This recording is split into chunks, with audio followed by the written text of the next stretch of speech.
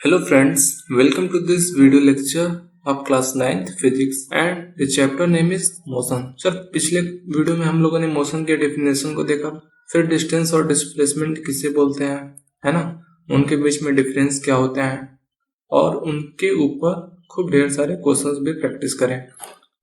अब यार उसी पार्ट के कंटिन्यूअस में ये सेकेंड पार्ट है जिसमें हम लोग मोशन के अंदर कुछ और ढेर सारे टर्मिनोलॉजी है उनके बारे में पढ़ेंगे। ठीक है, तो यार बात करते हैं यूनिफॉर्म मोशन और नॉन यूनिफॉर्म मोशन किसे बोलते हैं।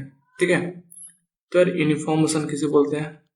So when a body covers equal distance in equal interval of time, है ना, कोई भी अगर जो बॉडी है अगर वो मोशन कर रही है तो हर एक इंटरवल पे मीन्स हर एक इक्वल इंटरवल पे वो इक्वल डिस्टेंस कवर करेगी। तो ऐसे बॉडी को क्या बोलते हैं कि वो बॉडी यूनिफॉर्म मोशन कर रही है। जैसे car running at constant speed of 20 meter पर सेकेंड। जैसे मान लेते हैं कोई कार है जो कांस्टेंट स्पीड, कांस्टेंट मीन्स ये जो 20 मीटर पर सेकेंड है ना, उसकी स्पीड हमेशा 20 मीटर पर सेकेंड ही। ठीक है, ऐसे स्पीड को क्या बोलते हैं, कांस्टेंट स्पीड बोलते हैं। मतलब कभी भी उसका स्पीड चेंज ना हो, जिस स्पीड से चल रही हो पूरे जो जर्नी है ना, पूरे जर्नी में वही स्पीड हो, तो ऐसे किसको क्या बोलते हैं, कांस्टेंट स्पीड बोलते हैं। ठीक है, तो मान लेते हैं कि स्टार्ट जब हुई होगी तो कुछ भी मीटर कवर नहीं करी होगी। जब 1 सेकेंड हुआ होगा तो का 20 मीटर कवर कर ली, जब 2 सेकेंड हुआ होगा तो 40 मीटर कवर कर ली, वैसे जब 3 सेकेंड हुआ होगा तो 60 मीटर कवर कर ली, और जब 4 सेकेंड हुआ होगा तो 80 मीटर कवर कर ली। तो हम लोग क्या देख रहे हैं, हर एक सेकेंड पे टाइम का डिफरेंस क्या है, 1 सेकेंड है। हर एक सेकेंड पे जो डिस्टेंस कितना कवर हो रहा है, 20 मीटर कवर हो रहा है ना। यहाँ भी 20 मीटर, फिर 20 से 40, यहाँ भी 20 मीटर। तो ऐसे किसको क्या बोलते हैं, यूनिफॉर्म मोशन बोलते हैं।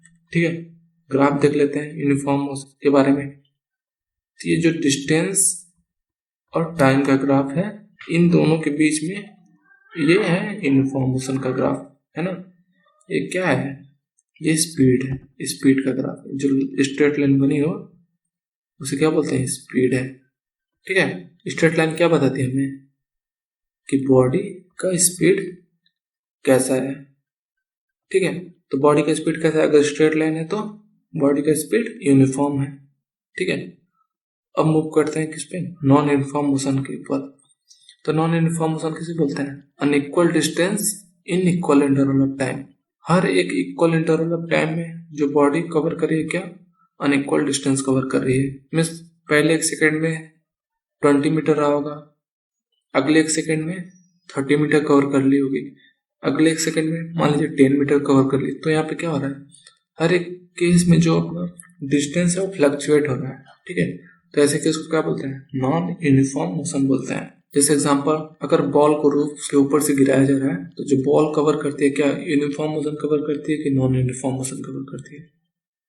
तो जो बॉल कवर करती है कैसा, अनइक्वल डिस्टेंस कवर करती है equal interval of time. Means जब स्टार्ट करी होगी तो सबसे ऊपर रही होगी, अगला 1 सेकेंड में बॉल इतना मीटर कवर करी होगी, है ना, ये जो इतना मीटर अगला 1 सेकेंड में, फिर अगला 1 सेकेंड में इतना मीटर कवर करी होगी, है ना, अगला 1 सेकेंड में बॉल यहाँ पे चली जाएगी। तो यहाँ पे हम लोग क्या देख रहे हैं, हर एक सेकेंड पे जो डिस्टेंस के बीच का जो गैप है वो ज्यादा बढ़ता चला जा रहा है।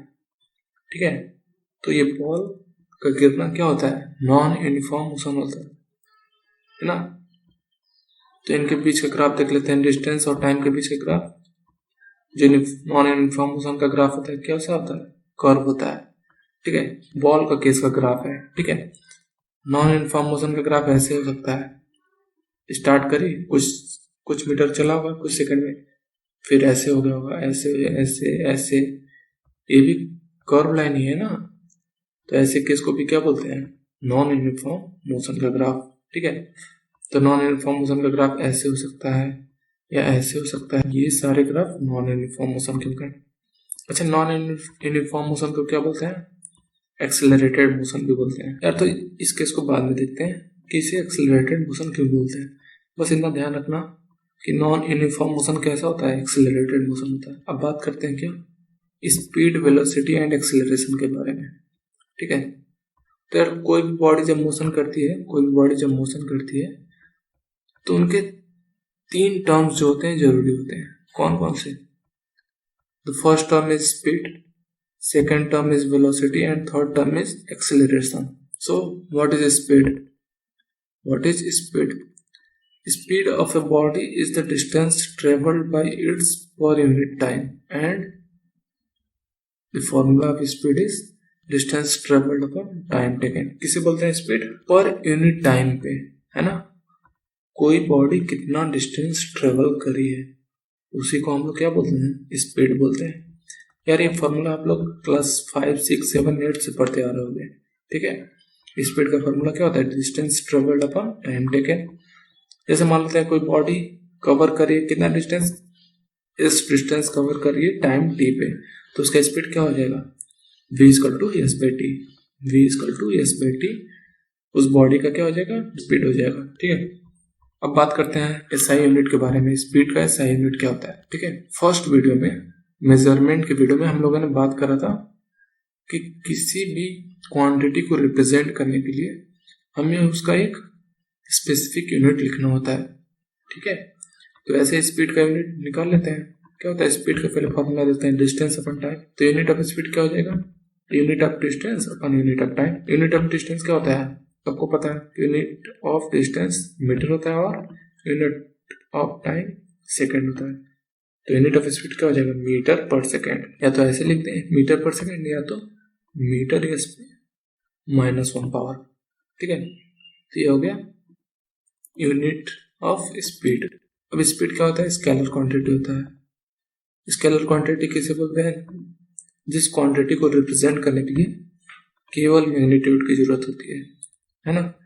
इनको डायरेक्शन की कोई जरूरत नहीं है, स्पीड में केवल मैग्नीट्यूड की जरूरत होती है। तो ऐसे क्वांटिटी को क्या बोलते हैं? स्केलर क्वांटिटी बोलते हैं। तो स्पीड अपना क्या होगा? स्केलर क्वांटिटी हो गया। अब स्पीड की बात कर रहे हैं तो एवरेज स्पीड देख लेते हैं क्या होता है। What is average speed? The average speed of a body is the total distance traveled divided by total time taken to cover this distance. किसी भी बॉडी का अगर एवरेज स्पीड निकालना हो तो क्या करेंगे? वो बॉडी पूरे जर्नी में कितना डिस्टेंस ट्रेवल किया है और उसको ट्रेवल करने के लिए कितना टाइम लग रहा है, तो वहां से हम लोग एवरेज स्पीड निकाल सकते हैं। कैसे? टोटल डिस्टेंस ट्रेवल्ड अपन टोटल टाइम टेकन। ठीक है, तो वहां से एवरेज स्पीड निकल जाएगा। यार एक बात ये ध्यान में रख लेना आप लोग, speed of light in vacuum. Vacuum किसे बोलते हैं? जहाँ पे एयर नहीं होता है। ठीक है, तो एवरेज स्पीड क्या होता है उसका? लाइट का 3 × 10⁸ मीटर पर सेकेंड। ठीक है, अब एक क्वेश्चन को देखते हैं। A body travels 10 kilometer in 2 hour. कोई बॉडी है जो ट्रेवल कर रही है 10 किलोमीटर 2 घंटे में, and another B body covers 15 kilometer in 5 hour. Okay, which body runs faster? यार कोई पहली बॉडी है जो कवर करी 10 किलोमीटर 2 घंटे में और दूसरी 15 किलोमीटर 5 घंटे में। तो पूछ रहा है कि कौन सा बॉडी तेज दौड़ रही है। तो कैसे पता चलेगा? कोई चीज कितना स्पीड में दौड़े कैसे पता करेंगे? उसका स्पीड निकाल के, तो दोनों बॉडी का स्पीड निकाल लेंगे। तो स्पीड ऑफ फर्स्ट बॉडी क्या हो जाएगा? डिस्टेंस अपन टाइम। डिस्टेंस कितना ट्रेवल करिए 10 किलोमीटर, टाइम कितना लगा? 2 घंटा।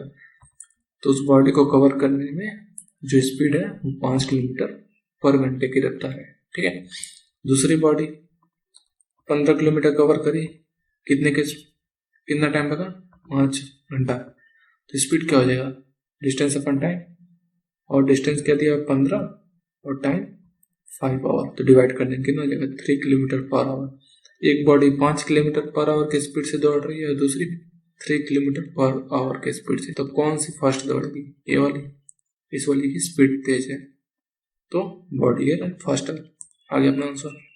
अब मूव करते हैं स्पीड विथ डायरेक्शन, है ना। जब हम लोग स्पीड के बारे में पढ़े तो क्या देखे थे? हम लोग देखे थे कि स्पीड में सिर्फ मैग्नीट्यूड की जरूरत होती है, डायरेक्शन की जरूरत नहीं होती है। लेकिन अगर बॉडी का स्पीड के साथ अगर डायरेक्शन भी दे दे तो उसे क्या बोलते हैं? तो अगर कोई बॉडी का जो स्पीड के साथ अगर डायरेक्शन भी हो तो उस बॉडी को क्या बोलेंगे? वेलोसिटी बोलेंगे, है ना। तो देखते हैं डेफिनेशन वेलोसिटी की क्या होती है। Velocity is the speed of an object moving in A definite direction, है ना। किसी ऑब्जेक्ट का स्पीड, है ना, किसी ऑब्जेक्ट का स्पीड जो कि किसी डिफरेंट डायरेक्शन में मूव कर रहा हो उसे क्या बोलते हैं, वेलोसिटी बोलते हैं।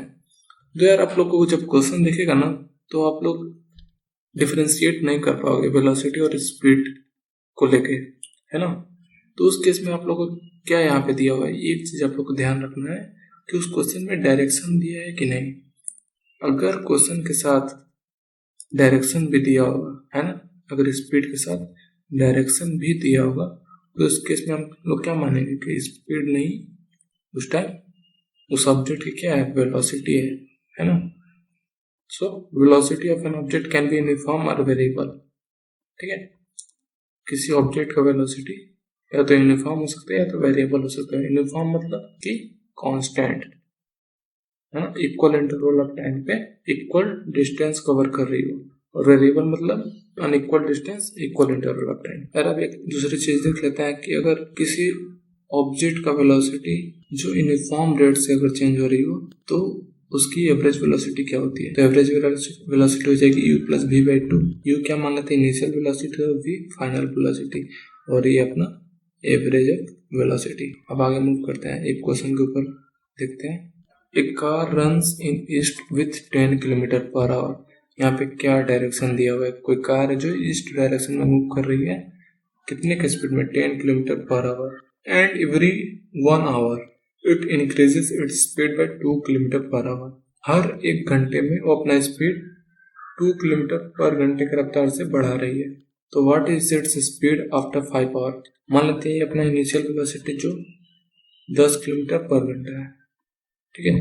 तो अगले एक घंटे में क्या हो जाएगी, 12 किलोमीटर पर घंटा हो जाएगी, क्योंकि हर एक घंटे में 2 किलोमीटर पर आवर से इंक्रीज हो रही है। फिर तीसरी बार 14 किलोमीटर पर आवर, फिर चौथी बार 16 किलोमीटर पर आवर, पांचवी बार 18 kilometre per hour and Chhathi bar 20 kilometre per our, ठीक। तो एवरेज क्या हो जाएगा इनका, चीज का एवरेज क्या होता है, sum of observation upon number of observation. तो ऑब्जर्वेशन कितना है, 10, 20, 14, 16, 18, 20, 6 ऑब्जर्वेशन है।